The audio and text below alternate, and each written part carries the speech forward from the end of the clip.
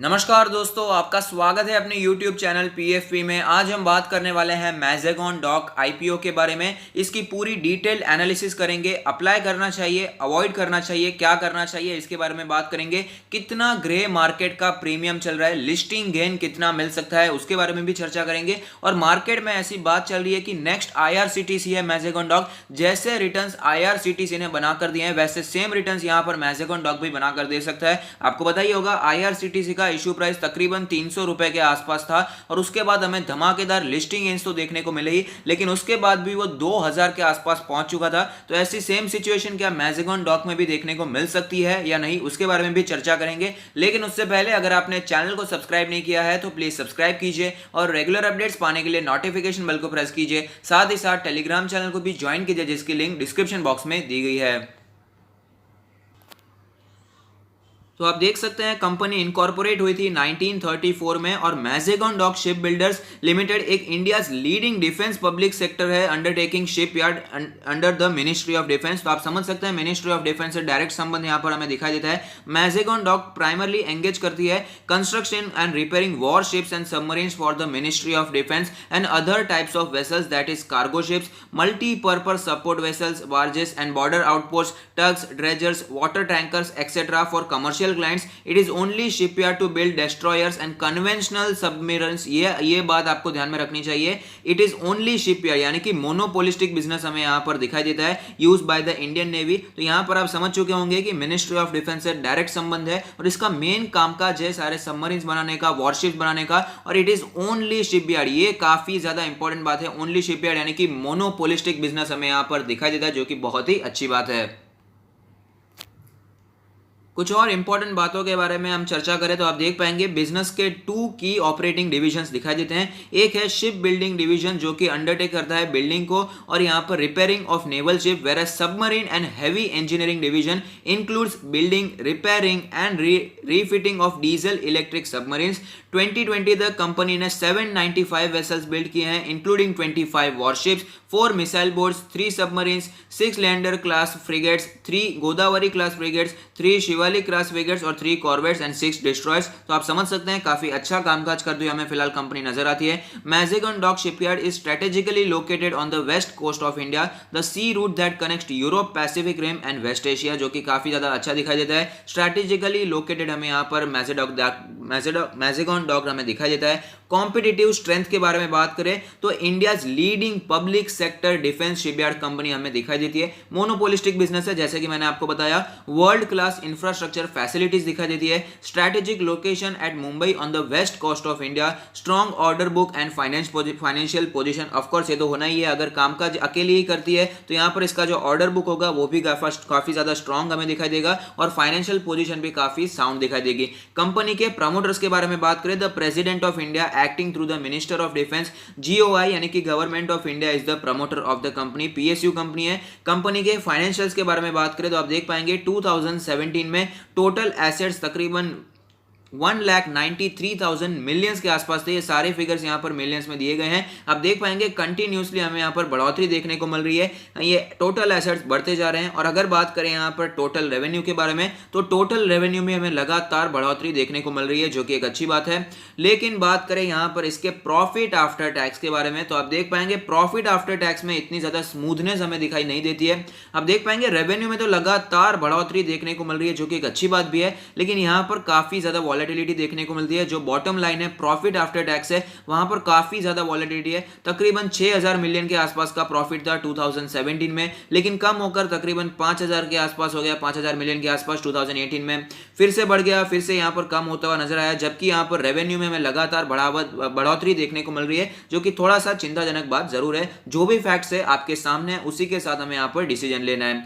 यहाँ पर ऑब्जेक्ट्स का है इशू क्यों आ रहा है तो वो जान लेते हैं। Net proceed from the IPO will be used towards following objects to carry out the disinvestment plan of 3,5,99,017 equity shares by selling shareholders constitutes 15.17% of pre offer equity share capital to achieve the benefits of share listing on the stock exchanges. तो यहाँ पर जैसे कि आपको पता है फिलहाल तो बहुत ही ज़्यादा ज़रूरत है पैसों की यहाँ पर गवर्नमेंट ऑफ इंडिया को, तो इसीलिए अलग अलग माध्यम से यहाँ पर OFS लाए जा रहे हैं, IPO लाए जा रहे हैं, तो पैसे को रेस किया जा रहा है। तो ये भी एक वही रास्ता है, यहाँ पर IPO लाया जा रहा है मैजेगॉन डॉक का। IPO के डिटेल्स के बारे में बात करें तो IPO डेट है सितंबर 29 से अक्टूबर 1, यानी कि कल ही ओपन होने वाला है। इशू का जो टाइप है वो है book build issue IPO। Issue का जो साइज है वो है 443.69 करोड़, जिसमें से पूरा का पूरा ऑफर फॉर सेल है। तो ये बात बहुत ही ज्यादा समझने वाली है, कोई भी एक पैसा भी यहाँ पर मैजेगॉन डॉक के पास नहीं जाने वाला है, पूरा का पूरा पैसा यहाँ पर गवर्नमेंट ऑफ इंडिया के पास जाने वाला है। फेस वैल्यू है 10 rupees per equity share. IPO का जो प्राइस है वो है 135 to 145 पर इक्विटी शेयर। अगर बात करें मार्केट लॉट के बारे में तो 103 शेयर्स के लिए आपको मिनिमम ऑर्डर करना ही पड़ेगा और लिस्टिंग दोनों एक्सचेंजेस पर होने वाली है। अगर बात करें यहाँ पर टाइम टेबल के बारे में तो ऑफर ओपन होने वाला है सितंबर 29 और ऑफर क्लोज होने वाला है अक्टूबर 1 को। अलॉटमेंट का फाइनलाइजेशन होगा अक्टूबर 7, इनिशिएशन ऑफ रिफंड्स होगा अक्टूबर 8। अगर बात करें credit of shares to demat account तो वो अक्टूबर 9 को होने वाला है और IPO की जो शेयर्स की लिस्टिंग डेट है वो अक्टूबर 12 है। लेकिन मैं आपको बता दूं कि ये टेंटेटिव डेट है, यहाँ पर थोड़ा सा फेरबदल भी हमें देखने को मिल सकता है। अगर बात करें मिनिमम कितना अप्लाई करना पड़ेगा तो एक लॉट के लिए तो करना ही पड़ेगा, जो कि तकरीबन 15,000 होता है, अगर टू बी प्रिसाइज 14,935 होता है। Maximum as a retail investor 2 lakh से ज्यादा की बिड आप नहीं लगा सकते, तो 13 लॉट के लिए अप्लाई कर सकते हैं। 1,94,155 रुपीज के लिए आप यहाँ पर अप्लाई कर सकते हैं। प्रमोटर होल्डिंग के बारे में बात करें तो pre issue share holding pattern था, 100% का गवर्नमेंट के पास ही 100% स्टेक था, लेकिन यहाँ पर इशू के बाद 85% का स्टेक रहेगा। तो इसकी संभावना है कि आगे आने वाले 3 सालों में यहाँ पर हमें ऑफर फॉर सेल देखने को मिल सकता है। और फिलहाल इन्वेस्टर्स के साथ जो ऑफर फॉर सेल का यहाँ पर माजरा हुआ है, यहाँ पर झटका लगता है। ऑफर फॉर सेल OFS का नाम सुनकर ही हमें यहाँ पर डर लगने लगता है, क्योंकि कुछ हमारे एक्सपीरियंस ऐसे हो गए हैं, ऑफर फॉर सेल हमारे जो भी स्टॉक्स थे बहुत ही नीचे आ गए हैं, चाहे वो HL हो, BDL हो या फिर वो GMM फॉलोअर, बहुत ही ज्यादा गिरावट हमें वहां पर देखने को मिली है। तो आगे 3 सालों में यहाँ पर कभी भी हमें स्टेक सेल देखने को मिल सकता है। ये रूल है कि यहाँ पर जो प्रमोटर के पास होती है होल्डिंग 75% से ज्यादा की होल्डिंग नहीं हो सकती, तो यहाँ पर 85 दिखाई देती है। तो यहाँ पर कम से कम हमें 10% का ऑफर फॉर सेल देखने को मिल सकता है, 10% स्टेक यहाँ पर डाइल्यूट करना पड़ सकता है।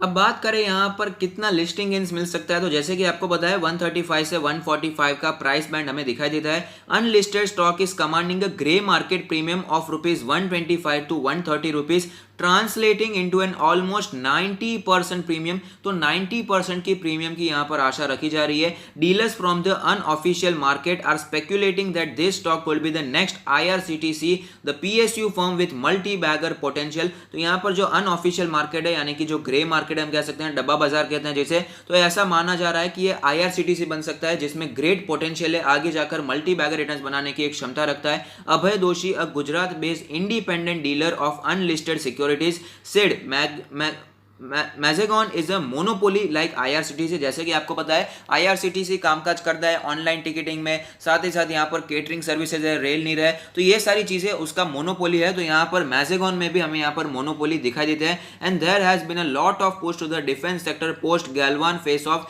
That's why the issue is enjoying a superior premium. तो ये बात तो समझने वाली है, ऑफकोर्स कॉमन सेंस है कि यहाँ पर फिलहाल हमें काफी ज्यादा टेंशन दिखाई दे रहे हैं। बॉर्डर्स का हो गया, यहाँ पर ओवरऑल हमें यहाँ पर बहुत ही ज्यादा टेंशन दिखाई दे रहे हैं। चाइना से भी हमें यहाँ पर बहुत ज़्यादा हमें बॉर्डर इश्यूज देखने को मिल जाते हैं। और साथ ही साथ यहाँ पर जो आत्मनिर्भर भारत का हमें नारा लगता हुआ नजर आता है, तो उसमें भी ये जो सारे डिफेंस वाले स्टॉक्स हैं बहुत ही ज़्यादा भागते हुए नजर आए थे। 101 मिलिट्री आइटम्स का यहाँ पर इंपोर्ट था, वो बंद किया गया था, उसके कारण भी बहुत तेजी कुछ स्टॉक्स में देखने को मिली थी। तो यहाँ पर इसीलिए ऐसा माना जा रहा है कि इसमें भी 90% के आसपास का प्रीमियम हमें देखने को मिल सकता है। और ऊपर से ऑफकोर्स मोनोपोली वाला बिजनेस है, तो ऑफकोर्स ये हमें कमांड करता हुआ भी नजर आ रहा है। जो प्रीमियम ये कमांड कर रहा है वो काफ़ी ज़्यादा यहाँ पर हमें सूटेबल भी दिखाई देता है। तो क्या यहाँ पर अप्लाई करना चाहिए या नहीं करना चाहिए, उसके बारे में भी बात कर लेते हैं।